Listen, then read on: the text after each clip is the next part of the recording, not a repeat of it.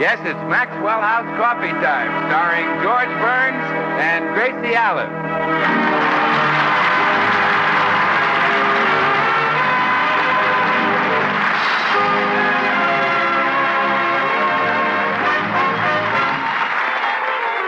With yours truly, Bill Goodwin, the music of Meredith Wilson and his orchestra, B. Benaderet, Elvia Allman, and Verna Felton. For your Thursday night comedy enjoyment, it's George and Gracie. And for your everyday coffee drinking enjoyment, it's Maxwell House. The coffee that gives you so much more for so little more, that is bought and enjoyed by more people than any other brand of coffee in the world. Yes, Maxwell House. Expertly blended and radiant roasted for rich, mellow, extra flavor. Maxwell House. The coffee that's always good to the last drop.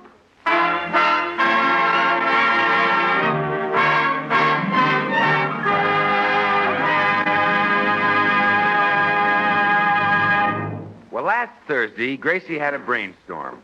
She read that Metro-Goldwyn-Mayer planned to make a picture version of that best-selling book, The Hucksters. And since the book is all about radio, Gracie reasoned that George would be a natural for the lead. However, as George pointed out last Thursday... Honey, Clark Gable is set for the picture. Oh, but that's ridiculous when they can get you. Why, you can out-Gable Gable with one ear tied behind you. Well, Gable is the lead, and that's that. Oh, he won't be the lead when I'm through. Goodbye. Where are you going? Well, I'm going to MGM and tell them to get the lead out.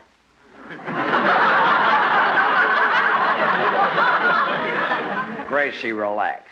Why are you so set on me doing the picture? Well, because The Hucksters is a story of the radio business, and you practically started radio. Oh, honey. It's natural casting. If they were making a picture about the automobile business, they'd get a fellow who started that. Glenn Ford. Oh, yes, Henry's father. Yeah. If they were making a picture about the washing machine business, they'd get William Bendix. Gracie. If they made a picture about the perfume business, they'd get a man who invented cologne. And that would be? Jerry Colonna. Colonna, yeah. Well, I didn't invent radio, so just forget the whole thing.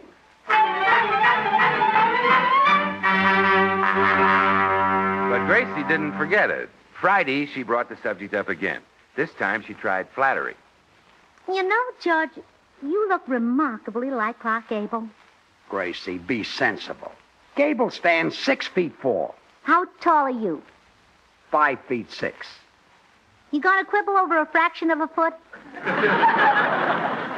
Forget it. And besides, what if he is a little taller? You're built exactly like him. I am? Exactly. You have 2 feet, 2 legs, Gracie. 2 arms, Gracie. 2 eyes. That's enough. 2 heads. What? I mean, 1 head. Look, I've had enough. I don't want to hear any more about this. Oh, I know what's stopping you from doing the Hucksters. You're afraid Clark will feel bad if you take his job. Oh, sure. That's it. Well, while you're making the picture, let him do our radio show. Clark Gable would be scared to death in front of a microphone. He'd probably have to stand with his arm around you to hold himself up. That would be pretty tough on you. You're cute. Well, let's forget it. Now, let's not bring the subject up again.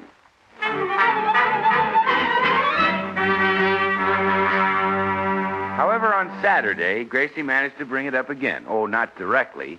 This time, she led into it ever so subtly. Chilly this morning, isn't it, George? Yeah. Speaking of the Hucksters, why don't you do that? I told you to forget that. Why, darling, if you'd only decide whether you want to make the picture or not and stop beating around the bush. I did. The answer is no. N-O, no. 9. Nix. Nothing doing. And that's final. Can't decide, huh? Can't make a decision.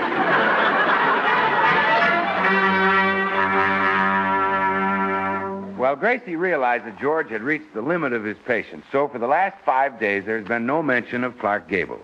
But Gracie's still scheming. We find her now discussing her scheme with a famous movie star, a star who, though young, has flashed to instant success due to his exceptional looks and talent. The movie star speaks. What's your scheme, Gracie?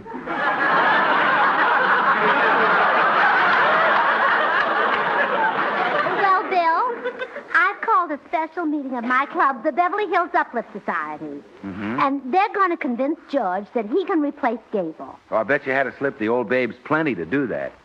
Bill, the Beverly Hills Uplift Society is a cultural group of intellectual ladies interested only in the artistic development of the cinema. And I did not, as you so vulgarly put it, have to slip the old babes plenty. Oh, 4 bits apiece, and they jumped at it. I see. The girls will arrive one by one and flatter George. But you can start things rolling right now. How?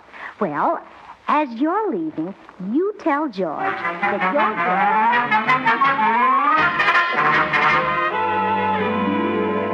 Well, I'll be running along now, George. Thanks a lot for the cup of coffee. That's okay, Bill. Hey, you know what my girl said about you last night? What? She said you were the handsomest little devil she'd ever seen. Oh, go on. Honest. And you know what else she said? Bill, stop. Well, she said that, too.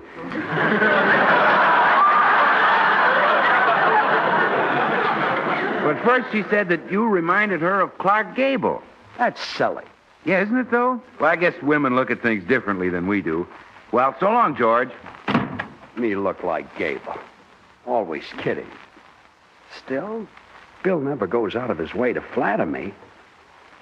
It's ridiculous. Gable is 10 inches taller than I am. Come in.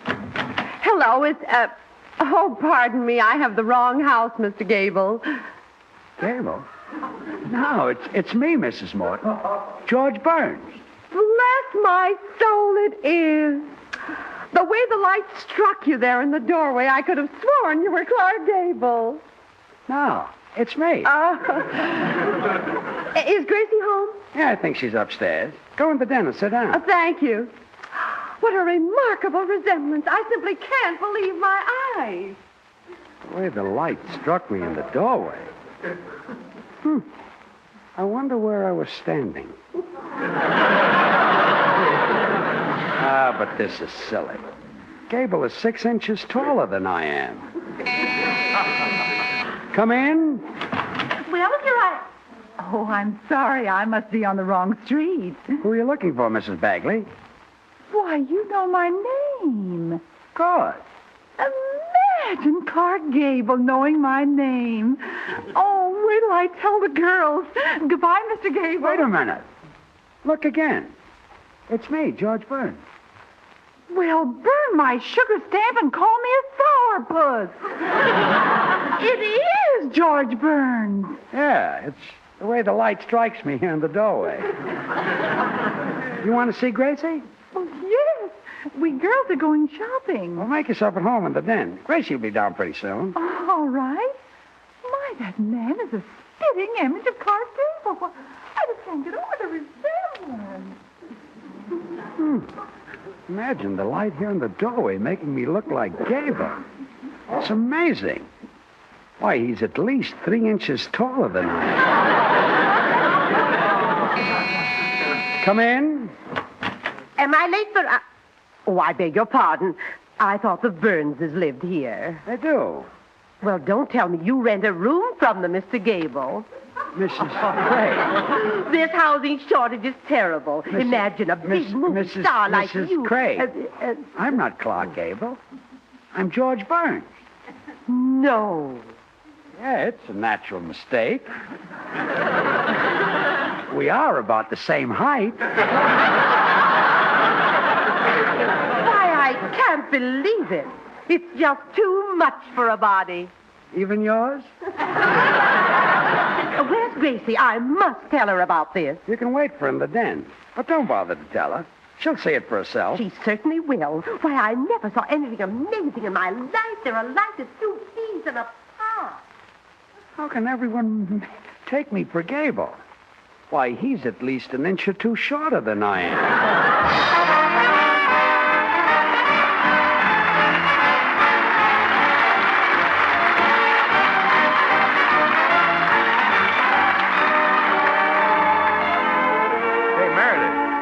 I wonder how many people will recognize that tune you're playing. Oh, it may not be familiar to the kids, Bill, but I remember it. It's called I Want to Go Back to Michigan, Down on the Farm. And when Irving Berlin wrote the song back in 1914, folks were humming it from Houston to Hackensack. Well, Michigan's seen many changes since those days, Meredith. A city called Detroit got to be auto capital of the whole world, and towns like Pontiac, Flint, and River Rouge became as familiar to this nation as the prize-winning fruit crops that made the Michigan farmlands famous. Yes, Michigan sure is a mighty impressive part of the American scene, which brings to mind how Maxwell House coffee is a very real part of the American scene, too. Here in America, we love coffee. It's long been our favorite drink. And it's a fact that more people buy and enjoy Maxwell House coffee than any other brand in America at any price. Northeast, south, and west, it's Maxwell House wherever you go. Explaining this popularity story, of course, is flavor. The mellow, full-bodied Maxwell House flavor that results from the masterful blending of these choice Latin American coffees. Manizales for mellowness. Medellins for richness. Other fine coffees for vigor. And Bucaramangas for full body. Adding up to great coffee at its flavor peak. So why not enjoy the very finest in coffee drinking pleasure? You can for just a fraction of a penny more per cup than you'd pay for the cheapest coffee sold. Just say Maxwell House. Always good to the last drop.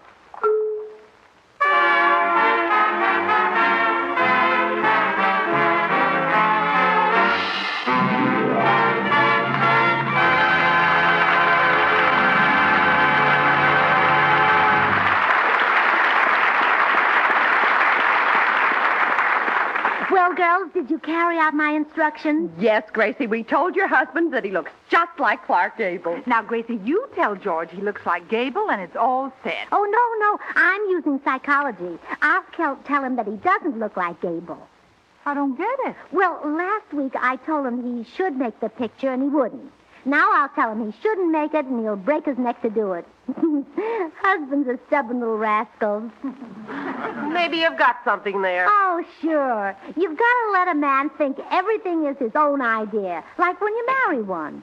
The girl sends her folks to the movies, drags the man to the sofa, turns down the lights, asks him if he's ever thought of marriage, says, oh, this is so sudden, goes down and picks out the ring, leads him to the altar, and when it's all over, the man says, boy, look what I did. Gracie, you're right. My plan will work if you girls will do a good advance job. Oh, don't worry, we did. George thinks the light in the doorway makes him look like Gable. Good. Here goes. Oh, George, where are you? Over here, Gracie. Why, George, you've moved your easy chair into the doorway.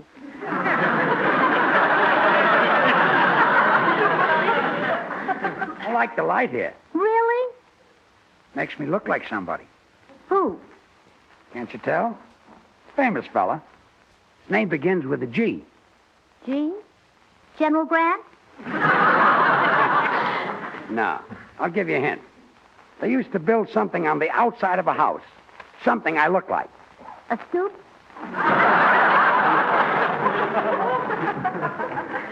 No. A bay window? No, think. The House of the Seven? Oh, I know. Dwarf. It's Gable, dear. Clark Gable. I think maybe I can replace him in that picture. Picture? What picture? I'm talking about the idea you had last week. Idea? What idea? You said that I should replace Clark Gable in the Hucksters. I said that? Yeah. You replaced Gable? You? Well, what's so funny? You said I'd be much better than Gable. Oh, George, I must have been delirious. That's the silliest thing I've ever said. Now, look here. Wait till Mama hears this. she thinks the silliest thing I ever said was I do. What's so silly about it? Why couldn't I replace Gable? Well, aren't you a little short? Last week you said I was plenty tall. Oh, I must have been dreaming. Oh, fine. So all last week you pulled my leg. Oh, it didn't help. You're still too short. Oh, yeah? Well, it so happens that plenty of women think I look like Gable. I may do this picture just to show you. Really? Yeah. Just because Gable is a little taller doesn't mean he's better. In the end, I may be bigger than he is.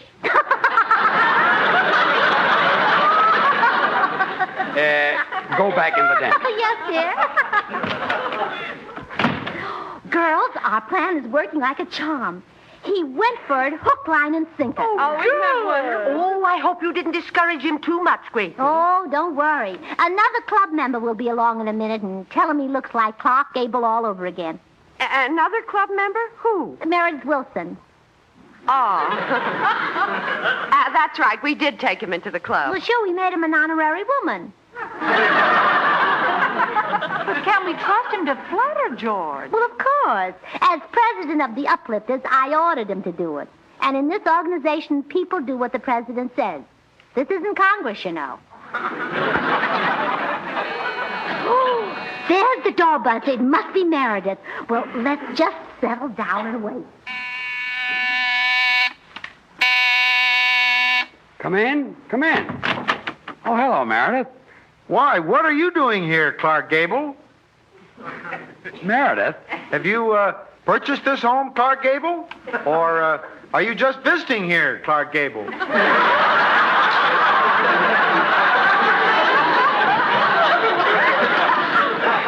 Meredith, I'm not Clark Gable. I'm George Burns. Good heavens, can this be true? Sure, it's true. I don't really look like Gable. It's just the way the light strikes me. Well, you certainly look like Gable to us girls. Us girls? Yes, the Uplifters. I'm an honorary woman, you know. Oh, the Uplifters. Come to think of it, every woman who dropped in here today is a member of that silly club. And they all told me I looked like Gable. Oh, we're very loyal. When Gracie gives an order, we obey. Gracie ordered them to tell me I look like Gable? That's right. Golly, if I'm not careful, I'll let the cat out of the bag. It's already out. Darn it, there's been a leak. Yes, somebody told me. But there's no harm done, Meredith. You've convinced me that I look like Gable. Well, good. I'm a loyal uplifter, and I wouldn't want it said that I sold out to the opposite sex. You didn't. Although, at the moment, I'm a little confused as to just which sex I'm opposite.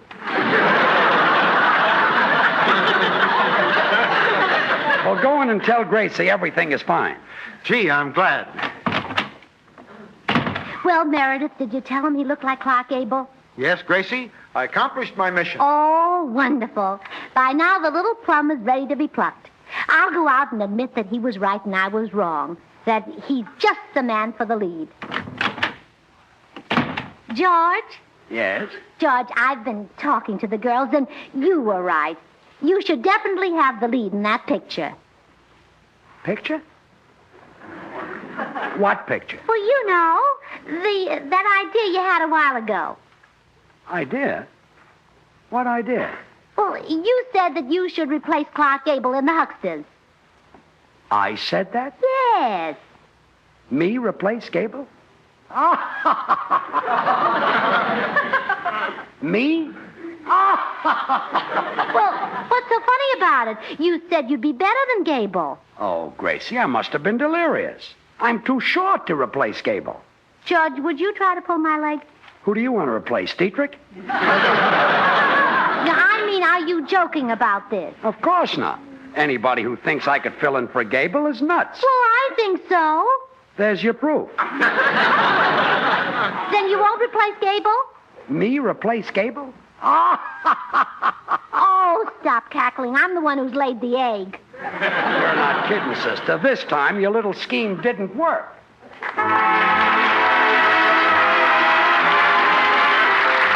Blue Skies, Meredith Wilson and his chiffon music.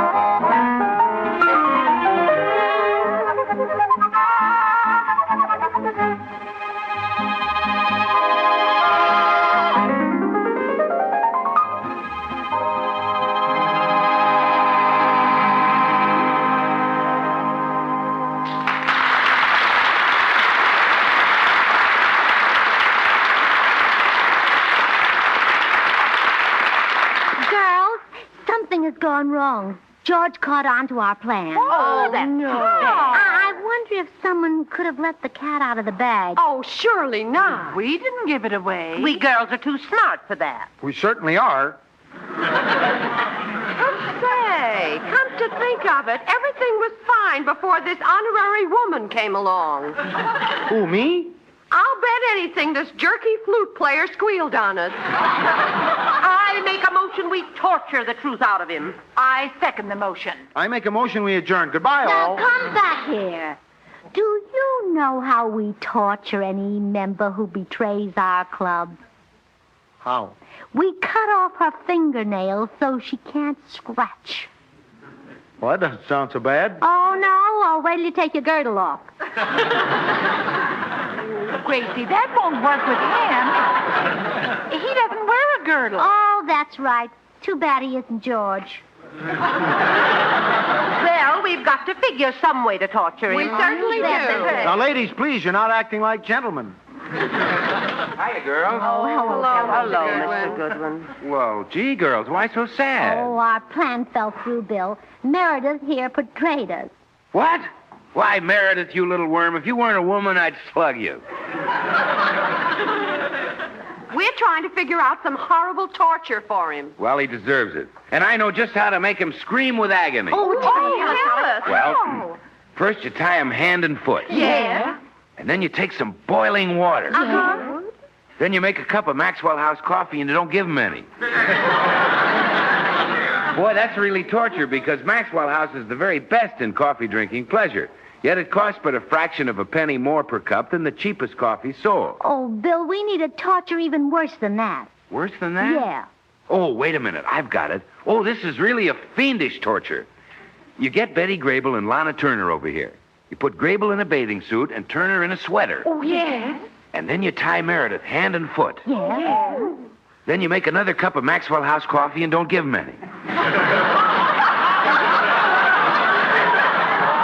Now he's screaming. You see, Meredith knows that the careful selection and blending of choice Latin American coffees plus radiant roasting give Maxwell House that famous flavor. In fact, it's so wonderful that it's bought by more people than any other brand of coffee at any price. Everybody knows Maxwell House is always good to the last drop. But, Bill, what are Betty Grable and Lana Turner for? Well, they're for me. I'm not being tortured.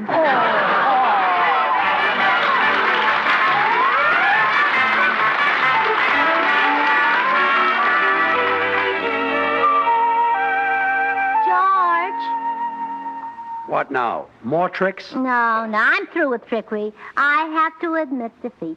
Good. I'm sorry I used such drastic measures, George, but I honestly felt that you were the perfect lead for the Huxtons because of your radio background. Why, you were the first big star on the air. No, Rudy Valley came first. Only by a nose. Yes. You were the real pioneer. When radio started in New York, George Burns was there. When it moved west to Chicago, George Burns was there. When it came to Hollywood, George Burns was there. That's right. And Kilroy thinks he gets around. But, Gracie... Why, you were in radio when the street singer didn't have a street to sing in. Gracie... I'll bet you taught Jessica how to drag a net. Gracie, I realize that I've got the radio background all right, but I still couldn't replace Gable. Oh, I guess you're right, George. I made a fool of myself. And the girls think so, too. They're in there right now voting me out of the club. Really? You know, I don't blame them. I've got it coming. My love for you blinded me, and We're leaving, Gracie. Yes, and we voted you out of the club. You are no longer an uplifter. That's right. In the opinion of us girls... Shut up. Well, you were right to kick me out of the club, girls. I deserve it. You certainly do. Imagine saying George Burns could replace Clark Gable. Why, he couldn't fill Gable's shoes with a sand bucket and shovel. Blanche, you're right. The very idea. Getting us to say this little shrimp looks like Clark Gable. Ha! He looks like Karloff with Sinatra's muscles. Well, I know, Clara. I lost my head. Replace Gable in a picture. He couldn't replace Lassie in a kennel.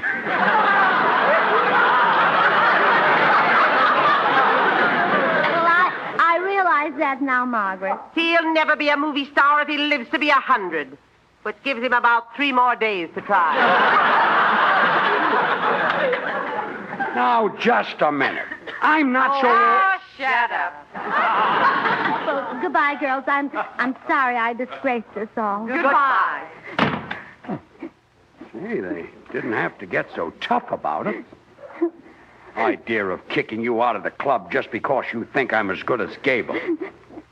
Well, they can't do that to my wife. I'll show them.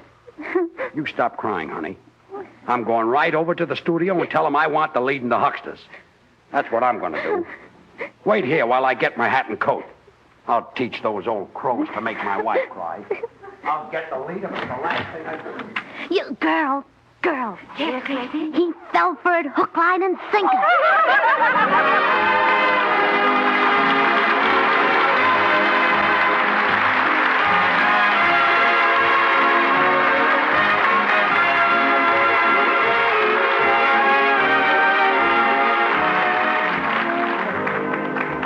Join us again next week when we'll all be back. George Burns, Gracie Allen, Meredith Wilson and his orchestra, yours truly, Bill Goodwin.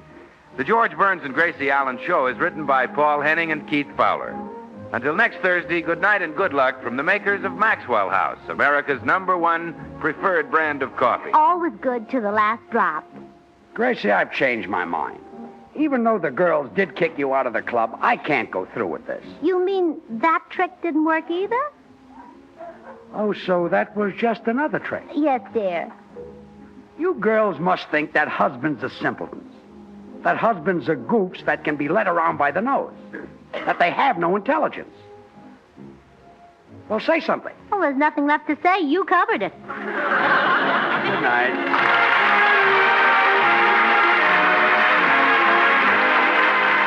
And now stay tuned in for Noah Webster Says, which follows immediately over most of these stations. Get Bird's Eye. Get Bird's Eye spinach. Dewy, fresh, and delicious as spinach you pick in your own garden. No work. It's whistle clean, all washed and trimmed for you. And it's thrifty, too, because there's no waste. 1 box serves 4 people. So get tender, luscious Bird's Eye spinach tomorrow. But be sure it's Bird's Eye. Remember. It can't be the same if it ain't got that name. Get Bird's Eye frosted food.